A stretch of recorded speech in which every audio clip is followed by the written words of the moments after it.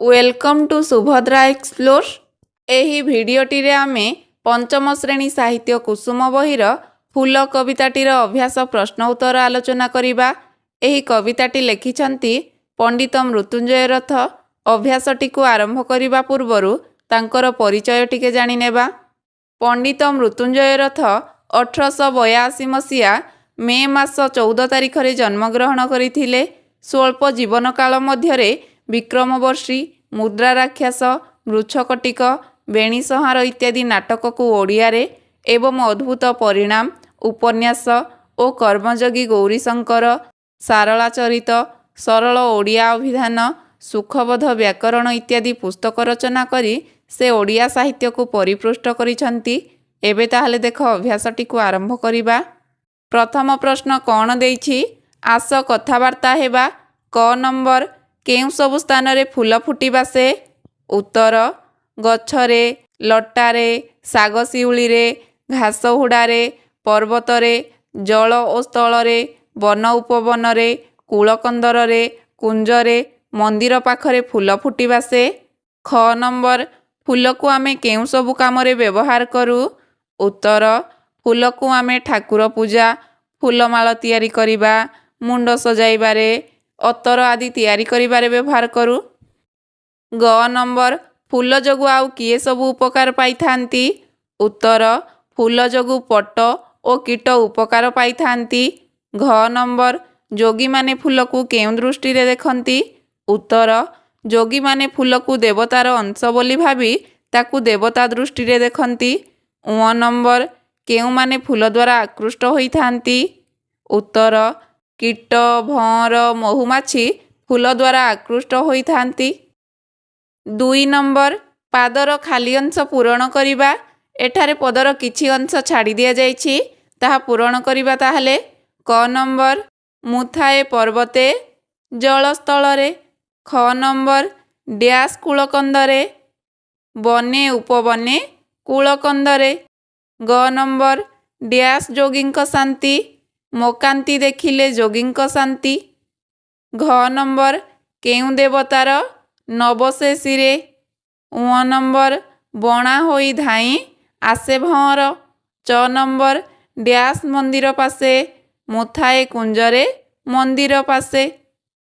3 number तले गार दिया जाइथिबा शब्दटी जेउ अर्थरे व्यवहार करा जाइछि ताहा पाख बंधनी रे दिया जाइछि। सेथिरु ठीक अर्थ बुझाउथिबा शब्द चारिपटे गोल बुलाइबा। प्रथमे ताहले कौन देइछि? क नंबर मो बास गछरे लटा बुदारे। एठारे बास शब्द तले गार दिया जाइछि, तो बास शब्दटीर अर्थ कौन? रहिबा स्थान को बुझाउछि। सेहि भली ख नंबर मो बास चौदिगे जाए चहटी। एठारे मध्य बास शब्द तले गार दिया जाइछि, तो एठारे बास शब्दटीर अर्थ कौन बुझाउछि? बास्ना। ग नंबर पतर उपरे दिशे सुढळ। एठारे पतर शब्द तले गार दिया जाइछि, तो पतर शब्दटीर अर्थ कौन बुझाउछि? गछर पत्र को। घ नंबर थुअंती नदली केही पୟରେ। एठारे पୟରେ अर्थ कौन? पादरे। उ नंबर केउ देवतार नबसे सिरे। एठारे सिरे शब्द तले गार दिया जाइछि, तो सिरे शब्दटीर अर्थ कौन बुझाउछि? मस्तकरे।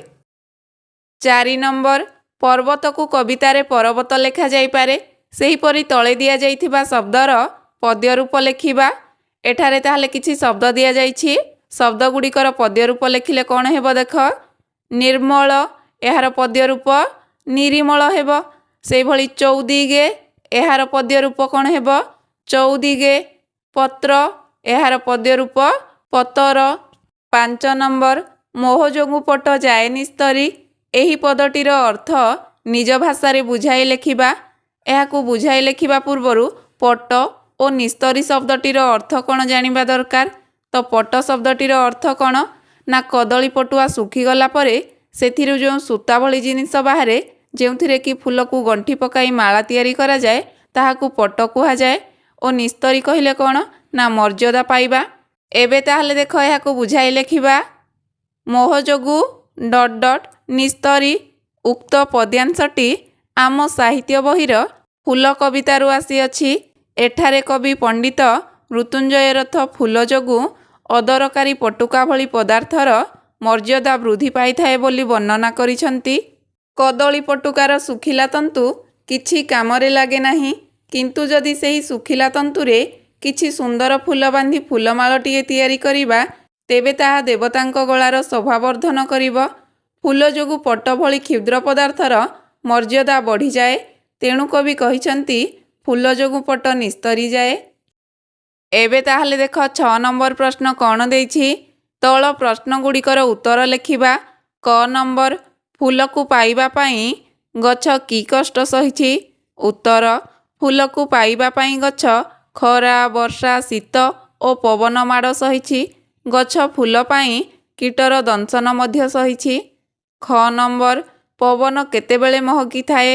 ଉତ୍ତର, ଯେତେବେଳେ ଫୁଲର ସୁବାସ ଚଉଦିଗରେ ଚହଟିଯାଏ, ସେତେବେଳେ ପବନ ମହକିଥାଏ। ଗ ନମ୍ବର, ଭଅଁର ବଣା ହୋଇ ଫୁଲ ପାଖକୁ ଧାଇଁ ଆସେ କାହିଁକି? ଉତ୍ତର, ଭଅଁର ଫୁଲର ବାସ୍ନା ପାଇଁ ବଣା ହୋଇ ଫୁଲ ପାଖକୁ ଧାଇଁ ଆସେ। ଘ ନମ୍ବର, ଫୁଲ ଯୋଗୁଁ ଆଉ କେଉଁ କ୍ଷୁଦ୍ର ପଦାର୍ଥର ମର୍ଯ୍ୟାଦା ବୃଦ୍ଧି ହୋଇଥାଏ? ଉତ୍ତର, ଫୁଲ ଯୋଗୁଁ ପଟର ମର୍ଯ୍ୟାଦା ବୃଦ୍ଧି ହୋଇଥାଏ। ଙ ନମ୍ବର, ତୁମେ ଛୋଟ ପିଲାଟିଏ ହୋଇଥିଲେ ସମାଜର କି ଉପକାର କରିଥାନ୍ତ ଲେଖ। ମୁଁ ଛୋଟ ପିଲାଟିଏ ହୋଇଥିଲେ ମୋ ସୁନ୍ଦରତାରେ ସମସ୍ତଙ୍କ ମନ ମୋହି ନିଅନ୍ତି ଓ ମୋର ବାସ୍ନାରେ ସମସ୍ତଙ୍କ ଚିତ୍ତ ହରଣ କରିଥାନ୍ତି।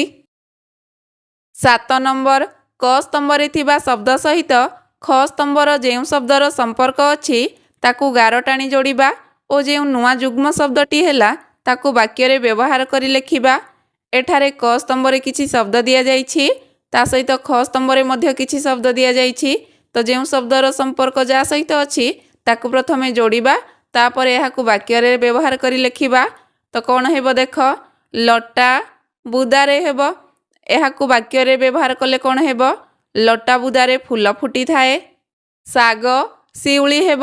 ଏହାକୁ ବାକ୍ୟରେ ବ୍ୟବହାର କଲେ ଶାଗ ଶିଉଳିରେ ମଧ୍ୟ ଫୁଲ ଫୁଟେ। ଜଳ ସ୍ଥଳ ହେବ।